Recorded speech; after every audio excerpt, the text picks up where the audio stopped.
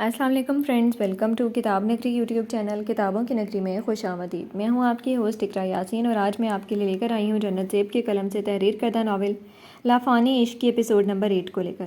اس episode کو start کرنے سے پہلے آپ کر لیجئے ہمارے چینل کو سبسکرائب، ویڈیو کو لائک اور کلک کر لیجئے بیل آئیکن کو۔ اب آتے ہیں ایپیسوڈ کی جانب۔ رات کے تقریباً 3 بجے کا وقت تھا جہاں سبھی سلطان مینشن میں سو رہے تھے۔ وہیں وہ اکیلا تھا جو 3 بجے سونے کی بجائے اپنے کمرے کے ساتھ ملکہ پول سائڈ میں سوئمنگ کر رہا تھا، جبکہ ساتھ ساتھ اس کی نظریں لیپ ٹاپ کی اسکرین پر بھی تھیں جہاں عائرہ مہندی کے جوڑے میں ہی بیڈ پر بیٹھ کر باتیں کرتے ہوئے فریحہ سے مہندی لگوا رہی تھی۔ اس نے جیولری اور میک اپ تو اتار دیا تھا، لیکن جوڑا چونکہ اس کی مائیوں کا تھا اس لیے سب سے پہلے وہ اتار نہیں سکتی تھی، اور اب اسی جوڑے میں بنا اکتائے وہ سکون سے فریحہ سے مہندی لگوا رہی تھی، اور ہاتھ سلطان بڑی ہی دلجوئی سے اسے مہندی لگواتے ہوئے نہا رہا تھا۔ دنیا کا عجیب دلہا تھا جو پہلے اپنی ہر رسم ادا کرنے سے پہلے منع کر چکا تھا، اور اب اپنی مہندی کی رات سب کے ساتھ ہونے کے بجائے اکیلا سوئمنگ کر رہا تھا، وہ بھی اس لیے کیونکہ ان رسموں میں اس کے ساتھ نہیں ہوگی، اس لیے اس نے مہندی کی رسم سے انکار کر دیا۔ اس کی ہر خوشی تو اس سے جڑی تھی، تو بھلا کیسے اس کے بغیر اپنی کوئی خوشی منا لیتا؟ اپنے وعدے کا وہ پکا تھا، اگر چاہتا تو جا کر اس سے مل لیتا، پھر چاہے وہ دونوں روبرو نہ ہوتے، لیکن اس نے ایسا نہیں کیا اور نہ ہی رخصتی سے پہلے نکاح کی کوئی خواہش ظاہر کی تھی، بلکہ وہ چاہتا تھا کہ نکاح ہو تو وہ تبھی رخصت ہو کر اس کے ساتھ آئے، کیونکہ قطعاً نکاح کر کے وہ اسے وہاں تو چھوڑنے والا نہیں تھا۔ تھوڑی دیر گزرنے کے بعد جب فریحہ مہندی لگا کر چلی گئی تو ہاتھ سوئمنگ پول سے باہر نکلا اور سوئمنگ رول پہن کر کرسی پر آ بیٹھا، لیپ ٹاپ کی اسکرین اپنی طرف گھمائی اور ساتھ ہی موبائل اٹھا کر میسج ٹائپ کر کے سینڈ کیا۔ فریحہ کے جانے کے بعد ابھی وہ سکون سے بیڈ کے ساتھ ٹیک لگا کر بیٹھی تھی کہ اس کا موبائل بجا، جس پر پہلے تو عائرہ نے اگنور کیا، لیکن پھر تجسس کے مارے بیڈ سے اٹھی اور ڈریسنگ پر پڑے موبائل کو بڑے ہی دھیان سے اٹھا کر واپس بیڈ کی طرف آئی، اور بیٹھ کر اس نے موبائل سائڈ ٹیبل پر رکھا تاکہ انگلی سے لاک کھول سکے۔ ڈریس چینج کر لیں ورنہ تھک جائیں گی۔ نظر رکھنے کے ساتھ ساتھ کیا میرے کمرے میں کیمراز بھی لگوا چکی ہیں آپ؟ میسج سین کر کے اونچی آواز میں یہاں وہاں دیکھتے ہوئے چڑھ کر بولی، کیونکہ اب اتنی جانکاری تو اسے تبھی ہو سکتی تھی جب وہ ہر وقت اسے دیکھ سکتا ہو۔ اب ساتھ تو تھا نہیں، تو مطلب کہ اس نے کیمراز لگوائے ہوئے تھے۔ کوئی شک ہے آپ کو؟ میسج کے ذریعے جواب فوراً حاضر تھا۔ آپ کو ذرا شرم نہیں آتی ہاتھ یوں بلا اجازت کسی غیر لڑکی پر نظر رکھتے؟ آنکھیں چھوٹی کیے وہ ایک بار پھر اونچی آواز میں بولی، کیونکہ اتنا تو یقین تھا کہ وہ اسے سن رہا ہے۔ غیر ہم صرف رشتے سے ہیں، ورنہ احساسات میں جتنی آپ میرے لیے اور میں آپ کے لیے اہم ہوں اتنا شاید ہی کوئی اور ہو۔ اس بار بھی جواب فوراً حاضر تھا، جس پر عائرہ کے ہونٹے پر مسکراہٹ تو ابھری، لیکن اس نے واضح نہ ہونے دیا کہ وہ مسکرا رہی ہے۔ پر ہائے رے، اس کی اس معصوم سے کوشش پر ہاتھ سلطان ضرور دلکشی سے مسکرایا تھا۔ اگر آپ کو اسی طرح مجھ پر نظر ہی رکھنی تھی تو مہندی ایک ساتھ کرنے سے انکار کیوں کیا؟ ایسے بھی تو آپ مجھے دیکھ ہی رہی ہیں۔ وعدہ روبرو آنے کا تھا، میلوں دور بیٹھ کر دیکھنے کا نہیں، اس لیے روبرو تو اب ہاتھ سلطان آپ کے محرم بن کر ہی آئے گا۔ پختہ لہجے میں میسج ٹائپ کر کے اس نے فوراً سینڈ کیا۔ اب اگر آپ کی اجازت دیں تو کیا میں سو جاؤں؟ سو جائیں، لیکن اس سے پہلے اپنے کپڑے تبدیل کر لیں ورنہ پوری رات بے آرام رہیں گی۔ اپنے لیے اس کی فکر پر عائرہ کے دل میں گدگدی ہوئی۔ وہ ساتھ نہ ہو کر بھی ہر وقت اس کے ساتھ تھا۔ بھلا وہ اسے دیکھ نہیں پا رہی تھی، لیکن کم سے کم اس سے بات کر پا رہی تھی، اور وہ اسے جواب بھی دے رہا تھا۔ یہ بات بھی اس کے لیے ڈھیروں سکون کا سبب تھی۔ کہاں 4 سال اس نے بنا دیکھے سنے بس انتظار میں کاٹ دی، اور اب کہاں وہ نہ ہو کر بھی ہر وقت ساتھ تھا۔ مائیوں کا جوڑا شادی کا جوڑا پہننے سے پہلے نہیں اتارا جاتا، اس لیے بے فکر رہیں، آپ سے جڑے کوئی بھی چیز مجھے بے آرام نہیں کر سکتی۔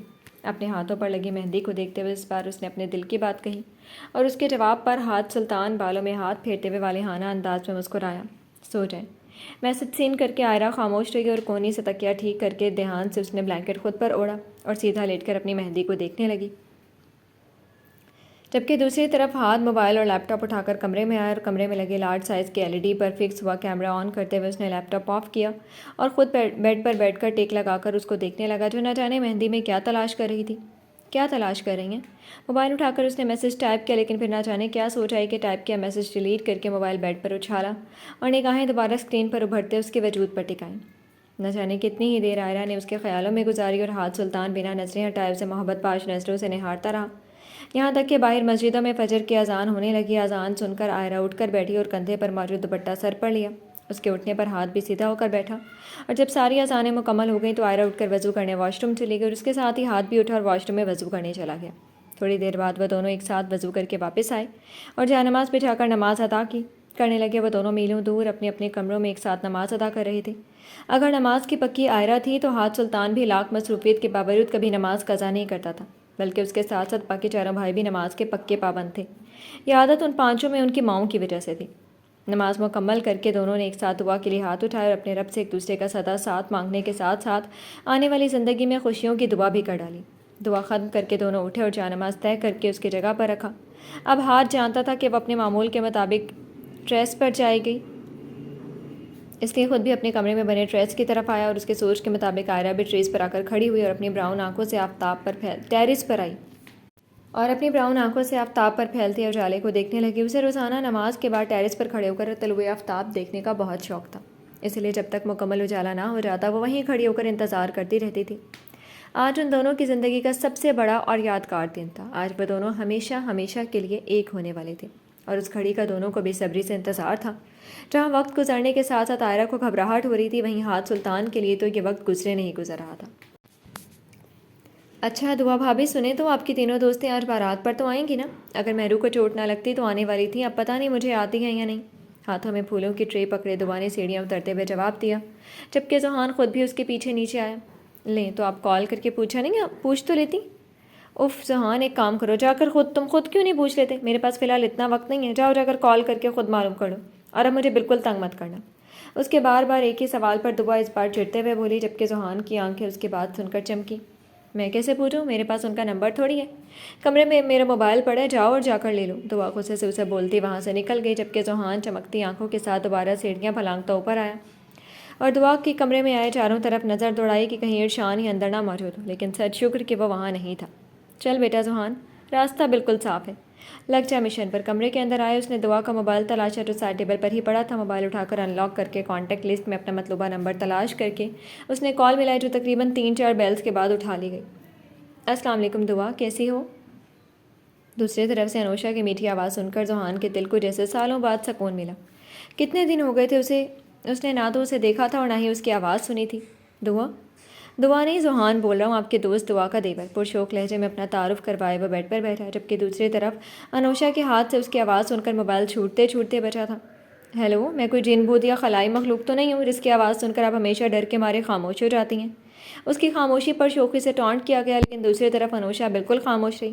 اس کی بات کا وہ کیا جواب دیتی؟ اس کے پاس جواب تھا کب؟ ذوحان کی نظروں کے تقاضے وہ بہت اچھے سے جانتی تھی، لیکن نہ جانے کیوں وہ اس کی کسی بات یا تقاضے کا کوئی رد عمل ظاہر نہیں کرتی تھی۔ میرے خیال میں آپ تو کوئی جواب نہیں دیں گی، تو چلے میں خود ہی آپ کو اپنے کال کرنے کا مقصد بتا دیتا ہوں۔ میں چاہتا ہوں آج آپ بارات پر ضرور آئیں۔ بنا بات گھمائے اس نے صاف کوئی کا مظاہرہ کیا، مگر اس کی بات سن کر انوشا کی دھڑکنیں یکدم تیز ہو گئی تھی۔ میں آپ کا انتظار کروں گا، مہرمہ اور زوبیہ کے ساتھ آپ بھی ضرور آئیے گا۔ رکھتا ہوں، انشاءاللہ ہال میں ملاقات ہوگی۔ ہال میں ملاقات ہوگی، خدا حافظ۔ اپنی بات مکمل کر کے ذوحان نے کال کاٹ دی، جبکہ انوشا کو سمجھ ہی نہ آیا وہ اس سے آنے کا پوچھ رہا تھا یا بتا رہا تھا۔ وہ کتنی ہی دیر موبائل کو ہاتھ میں پکڑے دیکھتی رہی۔ یہاں کیا کر رہے ہو تم؟ وہ جو کال بند کر کے ابھی باہر نکلتا کہ اس سے پہلے عرشان کمرے میں آتے ہوئے پوچھنے لگا۔ وہ بھائی کچھ نہیں، میں تو بس دعا بھابھی کو دیکھنے آیا تھا، پتہ نہیں کہاں ہے۔ اپنی گھبراہٹ پر قابو پائے اس نے مشکل سے جواب دیا، نیچے ہیں وہ۔ اچھا نہیں، میں بھی نہ چلے، میں جا کر دیکھ لیتا ہوں، آپ بیٹھیں، آپ کا تو کمرہ ہے۔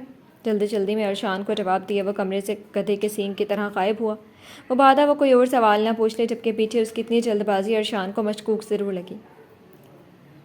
بارات کا فنکشن بڑے پیمانے پر شہر کے مشہور ہوٹل میں کیا گیا۔ پورا ہال ڈھیر سارے مہمانوں سے بھرا پڑا تھا، جس میں کئی رشتہ دار فاروق صاحب کے، کئی دامیر صاحب کے جاننے والے اور کافی سارے بزنس پارٹنرز بھی موجود تھے۔ بارات کا استقبال بہت ہی عالی شان طریقے سے کیا گیا تھا۔ ساری تیاریاں سلطان زادوں کے معیار کے مطابق کی گئی تھی۔ فاروق صاحب نے ان کے معیار پر پورا اترنے میں کوئی کسر باقی نہیں چھوڑی تھی۔ خوش ہو؟ برائڈل روم میں آئرہ کے ساتھ بیٹھتے ہوئے فریحہ نے اس کے دونوں ہاتھوں پر ہاتھ رکھ کر سوال کیا، کیونکہ تھوڑی دیر پہلے ہی نکاح کے 3 بول کر وہ اپنے آپ کو ہمیشہ کے لیے اس دشمن جاں کے نام کر چکی تھی جو اس کے روح میں بسا ہوا تھا۔ برائڈل ڈریس میں ڈارک میک اپ اور جیولری پہنے وہ مہندی کی نسبت آج اس سے بھی کہیں زیادہ حسین لگ رہی تھی۔ آج تو اسے دیکھ کر ہاتھ سلطان کے لیے اپنا ہوش سنبھالنا شاید ہی ممکن تھا۔ خوشی کیا ہوتی ہے کہ تو شاید آج سے پہلے مجھے معلوم ہی نہیں تھا۔ اپنے ہاتھوں پر موجود فریحہ کے ہاتھوں کو پکڑتے اس نے عجیب گھبراہٹ زدہ آواز میں جواب دیا۔ فریحہ صاف محسوس کر پا رہی تھی کہ اس کے ہاتھ پاؤں کس حد تک ٹھنڈے پڑ رہے تھے۔ کیا سوچ رہی ہے؟ وہ سوچ میں گم ہوئی تو فریحہ نے دوبارہ سوال کیا۔ میں سوچ رہی ہوں کہ فری انسان کتنا ناقدرہ ہوتا ہے۔ جب وہ کسی کو چاہتا ہے اور وہ چاہت آسانی سے اسے مل جائے تو وہ بہت جلد اس کی قدر کھو دیتا ہے، لیکن اگر وہی چاہت اس سے دور ہو جائے یا اس میں کوئی آزمائش آ جائے تو اسے پانے کی خاطر آپ نہ جانے کیا کچھ کر جاتے ہیں۔ اور جانتی ہو، آج یہی سوچ کر مجھے لگ رہا ہے کہ شاید اللہ نے اسی لیے اس وقت مجھے اور ہاتھ کو ایک دوسرے سے الگ رکھا تاکہ ہم جان سکیں کہ ہم دونوں ایک دوسرے کے لیے کس قدر اہم ہیں۔ نظریں فریحہ کے چہرے پر ٹکائے اس نے کھوئے انداز میں جواب دیا۔ جانتی ہو فری، جب ہاتھ نے مجھے انکار کیا اور میری محبت کو ٹھکرا دیا تھا تو اس وقت مجھے ایسا لگا جیسے کسی نے مجھ سے میرے جینے کی وجہ چھین لی ہو۔ اس رات میں نے روتے ہوئے خدا سے بہت شکوے کی کہ کیوں اس نے میرے ساتھ ایسا کیا، کیوں مجھ سے میری محبت چھین لی۔ اس وقت تو مجھے کوئی جواب نہیں ملا، لیکن دیکھو آج میرے خدا نے مجھے اس شخص کی بے انتہا محبت سے نواز دیا، ہم ایک دوسرے پر حلال کر دیا۔ آج میں اتنی خوش ہوں کہ اگر کوئی مجھ سے میری جان بھی مانگے گا تو میں بنا اف کیے اپنی جان دے دوں گی، میں اس قدر خوش ہوں۔ دیوانہ وار بولتے ہوئے اس نے اپنے رخساروں پر پھسلتے آنسو مہندی سے سجی انگلیوں سے صاف کی۔ میری ان 4 سالوں کے انتظار اور صبر کے بعد آج مجھے ہاتھ سلطان کا ساتھ مل رہا ہے۔ فری یہ میرے لیے کسی معجزے سے کم نہیں ہے، وہ بول رہی تھی، جبکہ فریحہ صرف اس کا دیوانہ پن دیکھ رہی تھی، جو آج اپنی محبت مل جانے کے بعد جوگن بن گئی تھی۔ آخر بنتی کیسے نہ، اسے اس شخص کا ساتھ نصیب ہو گیا تھا جس کے لیے نہ جانے اس نے کتنے آنسو بہائے، کتنی راتیں دعاؤں میں سجدہ ریز ہو کر گزار دیں۔ آج اس کے رب نے اسے اس کے انتظار اور صبر کا پھل دے دیا تھا، اسے ہاتھ سلطان کے ساتھ سے نواز دیا گیا تھا، پھر بھلا وہ دیوانی کیسے نہ بنتی۔ اور میں ذہنی مریض نہیں بننا چاہتی تھی، اس لیے میں نے سب بھلا دیا اور ان کا ساتھ قبول کر لیا۔ میں آج خوش ہوں، بے انتہا خوش ہوں۔ اچھا چلو اب رو تو نہیں، اور آج کے دن اتنی سیڈ باتیں نہیں کرو، اتنی خوشی کا دن ہے۔ وہ خاموش ہوئی تو فریحہ نے ماحول کو ہلکا پھلکا کرنے کے لیے شرارت سے اسے کہا، اور ساتھ ہی اپنے آنسو صاف کرتے ہوئے اس کے آنسو بھی صاف کیے جو آج دکھ کے نہیں بلکہ خوشی کے تھے۔ اس کی باتیں، اس کا انداز یہ بتانے کے لیے کافی تھا کہ وہ کس حد تک اپنے رب کی شکر گزار ہے جس نے آج اسے دنیا کی سب سے بڑی نعمت سے نواز دیا تھا۔ میری دلی دعا ہے کہ اللہ تمہارا اور ہاتھ بھائی کا ساتھ ایک دوسرے کے لیے سکون بخش بنائے، تم دونوں کو ایک ساتھ ہمیشہ خوش رکھے، اور ہاں تم دونوں میں اتنی محبت پیدا کرے کہ تم دونوں بہت جلد مجھے خالہ بنا دو۔ مسکرا کر اسے دعائیں دینے کے بعد فریحہ نے آخر میں شوقی سے اس کے گال کھینچتے ہوئے بچوں کی دعا بھی دے ڈالی، جس پر عائرہ نے مسکراتے ہوئے سر جھکایا۔ اس کی جو نظریں انٹرنس کے دروازے پر ہی اٹکی ہوئی تھیں، اندر آتی مہرمہ اور زوبیہ کے ساتھ انوشے کو دیکھ کر جیسے چمک ہی اٹھیں۔ یہ بات کہ وہ اس کے کہنے پر آ گئی ہے، یہ بات ہی ذوحان سلطان کو خوش کرنے کی سب سے بڑی وجہ بنی تھی۔ وہ بنا لمحہ ضائع کیے اس کے پاس آیا اور اندر آنے کے بعد دعا سے مل رہی تھی۔ ذہی نصیب، آج تو محفل میں ہر طرف روشنی ہی روشنی ہے۔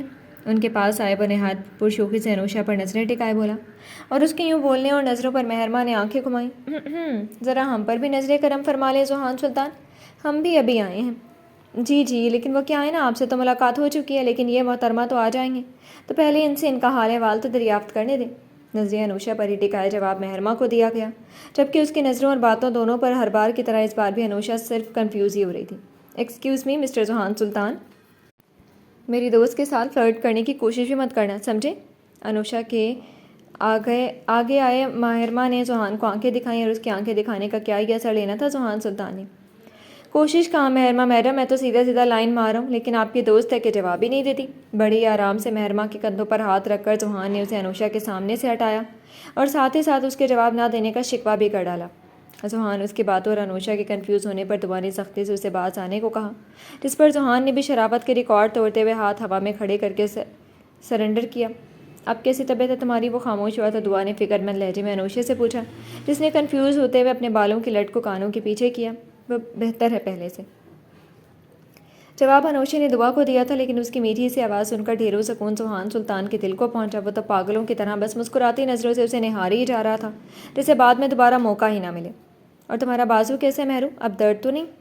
نہیں یار، اب تو کافی بہتر ہے، لیکن تمہارے اس سائڈ سانڈ جیسے دیور نے کسر کوئی نہیں چھوڑی تھی میرا بازو توڑنے میں۔ پتہ بھی ہے جب ٹکرایا تو مجھے ایسا لگا جیسے کسی سر پھرے سانڈ نے مجھے ٹکر مار دیا اور میرا بازو ٹوٹ گیا۔ دعا کو خیریت بتاتے ہوئے مہرمہ نے دان چبا کر فیضان کی تعریف بھی کی، جبکہ اس کے روشن خیالات سن کر تو ذوحان کا بلند کہکہا وہاں گونجا، اور ساتھ ہی ساتھ ان تینوں کی ہنسی بھی۔ لیکن اگر فیضان اس کے منہ سے نکلے اپنے لیے روشن الفاظ سن لیتا تو قسم سے خود کو سانڈ کہلانے پر صدمے سے بے ہوش ہی ہو جاتا۔ کہاں وہ 6 ایبس والا اور کہاں وہ اس کے 6 ایبس کو سانڈ کا نام دے گئی تھی۔ اب ایسے تو مت بولو، انہیں غلطی سے ٹکرا گئے تھے، جان بوجھ کر تھوڑی گرایا انہوں نے تمہیں۔ تم تو چپ ہی رہو، تمہیں تو میرے علاوہ باقی سبھی سے ہمدردی ہوتی ہے۔ اچھا اب لڑنا مت، چلو تم تینوں کو عائرہ بھابھی اور ناز سے ملواؤں اور انہیں باہر بھی لانے چلو۔ اس سے پہلے کہ مہرمہ زوبیہ سے بحث کرتی، دعا نے بات بدلتے ہوئے انہیں اپنے ساتھ آنے کا کہا تاکہ عائرہ اور ناز کو باہر لا سکے، کیونکہ اب بس ان دونوں کے باہر آنے کی ہی دیر تھی۔ یار تھوڑا سا مسکرا ہی دے، ایسا لگ رہا ہے اسے شادی تیری مرضی کی نہیں زبردستی کروا رہے ہوں۔ ہاتھ کے سنجیدہ چہرے پر فرید نے چڑھتے ہوئے کہا، کیونکہ وہ ایسے سنجیدہ ہو کر اسٹیج پر بیٹھا تھا جیسے سچ میں اس کی شادی زبردستی کروائی جا رہی ہو۔ لیکن اب وہ اندر سے کس حد تک اور کتنا خوش تھا یہ تو صرف وہی جانتا تھا یا اس کا رب۔ فرید بھائی صحیح بول رہے ہیں بھائی، آپ کے اس قدر سنجیدہ انداز پر ہال میں آدھے زیادہ لوگوں کو لگ رہا ہے ہم سب آپ کی شادی زبردستی کروا رہے ہیں۔ فرید کی بات پر حامی بھرتے ہوئے ارشان نے بھی اسے تھوڑا سا مسکرانے کو کہا اور ساتھ میں مانو کی رائے بھی بتائی، مگر مجال تھی جس کے باوجود ہاتھ نے کوئی ریئیکٹ کیا ہو۔ اس کے کوئی ریئیکٹ نہ کرنے پر فرید اور ارشان دونوں سر جھٹک کر سامنے دیکھنے لگے، جبکہ فرید نے باقاعدہ ہتھیلی اٹھا کر ہاتھ پر لعنت بھی بھیجی۔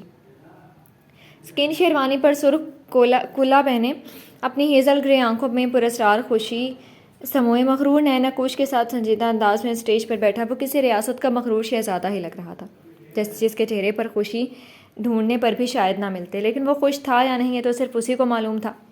وہ ایسا ہی تھا، چاہے کتنا بھی خوش کیوں نہ ہو۔ مجال تھی جو کبھی بھی اپنی خوشی کسی پر ظاہر کرتا ہو، یہی وجہ تھی اس وقت بھی اس کی خوشی کا اندازہ کوئی نہیں لگا پا رہا تھا، جبکہ اس کے برعکس ارمان کا انداز بھی سنجیدہ تھا، لیکن اس کے چہرے پر اتنی سی خوشی صاف واضح تھی کہ لوگ سمجھ سکتے کہ وہ اپنی شادی سے خوش ہے، ورنہ ہاتھ کے بارے میں ان کے خیالات یہی تھے کہ شاید بیچارے کی شادی زبردستی ہو رہی ہے۔ اب اندر کی بات وہ لوگ تھوڑی جانتے تھے جو غلط فہمی دور کرتے، اور ان کی یہ غلط فہمی دور کرنے کی کوشش ہاتھ نے بھی بالکل نہیں کی تھی۔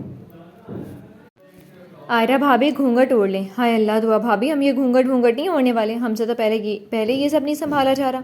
اس سے پہلے کہ دعا اسے بھی گھونگھٹ اوڑھنے کا کہتی، ناز خود ہی کیوٹ سا منہ بنا کر بول پڑی۔ اس کی بات سن کر دعا کے ساتھ تو سبھی کو ہنسی آئی، جو بات تو کرتی تھی مگر ساتھ اتنے کیوٹ فیس ایکسپریشنز بناتی تھی کہ کوئی بھی مسکرا دے۔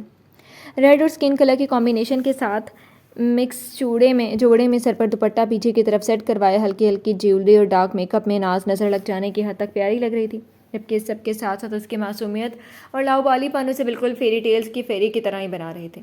ڈونٹ وری میری کیوٹ سی دیورانی صاحبہ، یہ قانون صرف آئرہ بھابھی پر لاگو ہے، آپ پر نہیں۔ کیا مطلب؟